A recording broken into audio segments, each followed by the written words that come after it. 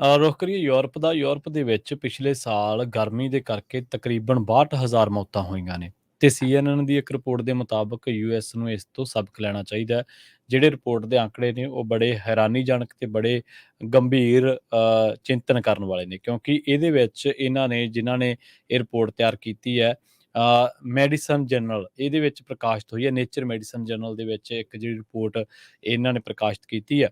ਤੇ ਇਹ ਦਾਅਵਾ ਕਰਦਾ ਹੈ ਕਿ ਪਿਛਲੇ ਸਾਲ ਪੂਰੇ ਯੂਰਪ ਦੇ ਵਿੱਚ ਗਰਮੀਆਂ ਦੇ ਵਿੱਚ ਵਧੀ ਗਰਮੀ ਕਰਕੇ ਜਾਂ ਤਾਪਮਾਨ ਦੇ ਵਿੱਚ ਵਾਧੇ ਕਰਕੇ 62,000 ਦੇ ਕਰੀਬ ਜਿਹੜੀ ਹੈ ਲੋਕਾਂ ਦੀ ਮੌਤ ਹੋਈ ਹੈ ਤੇ ਇਹਦੇ ਵਿੱਚ ਤਕਰੀਬਨ ਇਹਨਾਂ ਨੇ 35 ਯੂਰਪੀਅਨ ਦੇਸ਼ਾਂ ਦੇ ਵਿੱਚੋਂ 800 ਤੋਂ ਵੱਧ ਇਲਾਕਿਆਂ ਦੇ ਵਿੱਚ ਜਿਹੜਾ ਡਾਟਾ ਉਹ ਇਕੱਠਾ ਕੀਤਾ ਤੇ ਮੌਤ ਦੇ ਆંકੜਿਆਂ ਦਾ ਵਿਸ਼ਲੇਸ਼ਣ ਕੀਤਾ। ਇਹਦੇ ਜਿਹੜੇ ਐਕਸੀਓਜ਼ ਨੇ ਜਾਂ ਕਹਿ ਲਓ ਡਾਇਰੈਕਟਰ ਨੇ, ਹਾਈ ਉੱਚੇ ਅਹੁਦੇ ਤੇ ਬੈਠਣ ਵਾਲੇ ਨੇ, ਤਾਂ ਉਹਨਾਂ ਦੇ ਵਿੱਚੋਂ ਇੱਕ ਨੇ ਐਂਡਰਿਊ ਫਰੀਡਮੈਨ। ਉਹ ਕਹਿੰਦੇ ਕਿ ਜਿਹੜੀ ਸਾਡੀ ਇਹ ਸਟੱਡੀ ਆ, ਇਸ ਸਟੱਡੀ ਦੇ ਵਿੱਚ ਅਸੀਂ ਇਹ ਗੱਲ ਦੇਖੀ ਹੈ ਕਿ ਯੂਰਪ ਦੇ ਵਿੱਚ ਜਿਹੜਾ ਤਾਪਮਾਨ ਹੈ ਕਿਸੇ ਵੀ ਹੋਰ ਮਹਾਂਦੀਪ ਨਾਲੋਂ ਦੁੱਗਣੀ ਤੇਜ਼ੀ ਦੇ ਨਾਲ ਵੱਧ ਰਿਹਾ ਤੇ ਇਸੇ ਕਰਕੇ ਜਿਹੜੇ ਬਜ਼ੁਰਗ ਅਵਸਥਾ ਦੇ ਵਿੱਚ ਲੋਕ ਨੇ, ਉਹਨਾਂ ਨੇ ਦੱਸਿਆ ਕਿ ਜਿਹੜੀਆਂ ਬੀਬੀਆਂ ਨੇ ਉਹ ਤਾਂ ਇਹਨਾਂ ਵਧੇ ਤਾਪਮਾਨ ਤੋਂ ਬਾਅਦ ਜਿਹੜੀਆਂ ਪੈਦਾ ਹੁੰਦੀਆਂ ਬਿਮਾਰੀਆਂ ਨੇ ਉਹਨਾਂ ਨੂੰ ਝੱਲ ਜਾਂਦੀਆਂ ਨੇ, ਪਰ ਮਰਦਾਂ ਦੇ ਵਿੱਚ ਮੌਤ ਦਾ ਆંકੜਾ ਬੀਬੀਆਂ ਦੇ ਨਾਲੋਂ ਜ਼ਿਆਦਾ ਹੈ। ਇਹਨਾਂ ਨੇ ਇਹ ਵੀ ਗੱਲ ਕਹੀ ਹੈ ਕਿ ਯੂਰਪ ਨੇ ਇਸ ਤੋਂ ਬਾਅਦ ਕਈ ਮੁਲਕਾਂ ਨੇ, ਖਾਸ ਕਰਕੇ ਜਿਨ੍ਹਾਂ ਮੁਲਕਾਂ ਦੇ ਵਿੱਚ ਮੌਤਾਂ ਵੱਧ ਹੋਈਆਂ, ਜਿਨ੍ਹਾਂ ਦੇ ਵਿੱਚ ਇਟਲੀ, ਗਰੀਸ, ਸਪੇਨ, ਪੁਰਤਗਾਲ, ਇੱਥੇ ਸਭ ਤੋਂ ਜ਼ਿਆਦਾ ਮੌਤਾਂ ਹੋਈਆਂ ਨੇ ਤੇ ਇਹਨਾਂ ਨੇ ਕਿਹਾ ਕਿ ਇਹਨਾਂ ਮੁਲਕਾਂ ਨੂੰ ਤਾਂ ਸਗੋਂ ਹੋਰ ਤੇਜ਼ੀ ਦੇ ਨਾਲ ਜਿਹੜੀ ਵਾਤਾਵਰਨ ਹੈ ਜਾਂ ਜਿਹੜਾ ਗਲੋਬਲ ਵਾਰਮਿੰਗ ਹੈ ਇਹਦੇ ਉੱਤੇ ਕੰਮ ਕਰਨਾ ਪਊਗਾ ਤੇ ਨਾਲ ਹੀ ਲੋਕਾਂ ਨੂੰ ਇਹਨਾਂ ਚੀਜ਼ਾਂ ਤੋਂ ਬਚਾਉਣ ਦੇ ਲਈ ਯਤਨ ਜਿਹੜੇ ਆ ਉਹ ਕਰਨੇ ਪੈਣਗੇ।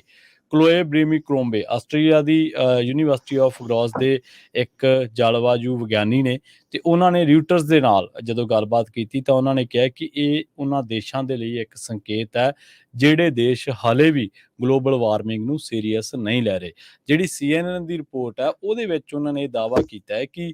ਯੂਐਸ ਨੂੰ ਇਸ ਤੋਂ ਸਬਕ ਲੈਣਾ ਚਾਹੀਦਾ ਹੈ, ਕਿਉਂਕਿ ਯੂਐਸ ਦੇ ਵਿੱਚ ਵੀ ਕਈ ਇਲਾਕੇ ਅਜਿਹੇ ਨੇ ਜਿੱਥੇ ਤਾਪਮਾਨ ਹੀਟ ਵੇਵਸ ਬਹੁਤ ਜ਼ਿਆਦਾ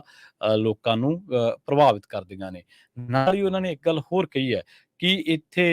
ਯੂਰਪ ਦੇ ਵਿੱਚ ਜੰਗਲਾਂ ਦੇ ਵਿੱਚ ਘੱਟੋ ਘੱਟ 4 ਮਿਲੀਅਨ ਰਕਬੇ ਦੇ ਵਿੱਚ ਜਦੋਂ ਅੱਗ ਲੱਗੀ ਸੀ ਤਾਂ ਉਸ ਤੋਂ ਬਾਅਦ ਬਹੁਤ ਵੱਡੇ ਇਲਾਕਿਆਂ ਦੇ ਵਿੱਚ ਯੂਰਪ ਦੇ ਕਈ ਦੇਸ਼ਾਂ ਦੇ ਵਿੱਚ ਲੋਕਾਂ ਨੂੰ ਵਧੇ ਤਾਪਮਾਨ ਦਾ ਜਿਹੜਾ ਸਾਹਮਣਾ ਉਹ ਕਰਨਾ ਪਿਆ ਸੀ। ਸਮੌਗ ਕਰਕੇ, ਧੂਏ ਕਰਕੇ, ਹਵਾ ਦੀ ਗੁਣਵੱਤਾ ਕਰਕੇ, ਸਾਹ ਦੇ ਮਰੀਜ਼ਾਂ ਦੀ ਜਾਂ ਜਿਨ੍ਹਾਂ ਨੂੰ ਹੋਰ ਬਿਮਾਰੀਆਂ ਸਨ, ਉਹਨਾਂ ਦੀ ਮੌਤ ਜਿਹੜੀ ਆ ਉਹ ਬਹੁਤ ਛੇਤੀ ਹੋਈ ਹੈ। ਸੋ ਇਸੇ ਤਰ੍ਹਾਂ ਇਹ ਕਹਿੰਦੇ ਕਿ ਜਿੰਨੇ ਵੀ ਯੂਰਪੀਅਨ ਕੰਟਰੀ ਨੇ ਇਹ 2003 ਤੋਂ ਬਾਅਦ ਡੈਡਲੀ ਹੀਟ ਵੇਵਸ ਜਾਂ ਉਹਨਾਂ ਨੇ ਚੈਪਟਰ ਦਾ ਨਾਮ ਦਿੱਤਾ ਡੈਡਲੀ ਹੀਟ ਵੇਵਸ, ਉਸ ਤੋਂ ਬਾਅਦ ਇਹ ਜਿਹੜਾ ਉਹ ਸਾਹਮਣਾ ਕਰ ਰਹੇ ਨੇ ਤੇ ਨਾਲ ਹੀ ਉਹਨਾਂ ਨੇ ਕਿਹਾ ਕਿ ਜੇਕਰ ਜਿਹੜੇ ਦੇਸ਼ ਹਾਲੇ ਵੀ ਇਹਨੂੰ ਸੀਰੀਅਸ ਨਹੀਂ ਲੈ ਰਹੇ ਉਹਨਾਂ ਦੇਸ਼ਾਂ ਨੂੰ ਇਹਦੇ ਉੱਤੇ ਗੰਭੀਰਤਾ ਦੇ ਨਾਲ ਵਿਚਾਰ ਕਰਨਾ ਪਊਗਾ ਤੇ ਯੂਐਸ ਦੇ ਹਵਾਲੇ ਦੇ ਨਾਲ CNN ਦਾ ਇਹ ਦਾਅਵਾ ਕਿ ਯੂਐਸ ਨੂੰ ਵੀ ਇਹ ਰਿਪੋਰਟ ਨੂੰ ਅਣਦੇਖਿਆ ਨਹੀਂ ਕਰਨਾ ਚਾਹੀਦਾ। ਜੀ।